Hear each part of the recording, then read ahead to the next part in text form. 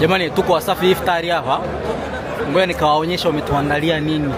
Foleni ni kubwa, foleni ni kubwa. Jamani, hapa unyanyuki mpaka watu wa kunyanyua wenye vikoti vyeusi wanapita pita tu hapa jamani. Tunyanyueni. Ndaro meza yao ilikuwa haijanyanyuliwa, yeye akanyanyuka akaenda kuchukua chakula. Sasa anaenda kumuibia nyama. Kwa chakula ulitoa wapi chakula? Chakula ulitoa wapi na meza ilikuwa haijanyanyuliwa? Connection mdogo wangu, connection.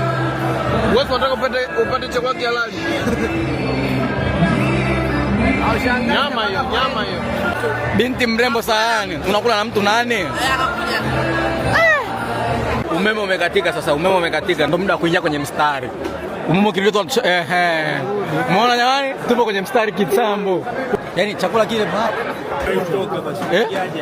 Umeingiaje kwenye? Mimi nilikuwepo hapa. Nasema nikishika sahani hamna kubadilisha utaratibu. Nanga anatoka kwenye mstari, Leo nitakula sana. Utakula sana. Haniwezi. Hakuna anayeniweza mimi siku ya leo. Sijaona. Hapa. Kumbe shishi ndo anagawa nyama. Okay. Mimi niko vizuri. Swine. Tuondoke tu. Unaona? Kipaji unataka nini?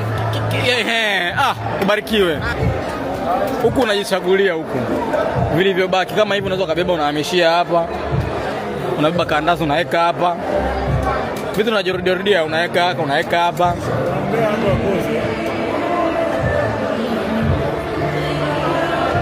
Siti yangu imekaliwa jamani. Kiongozi. Heshima yako. Salama sana. I say, wewe ulikuwa sasa kukaa eh?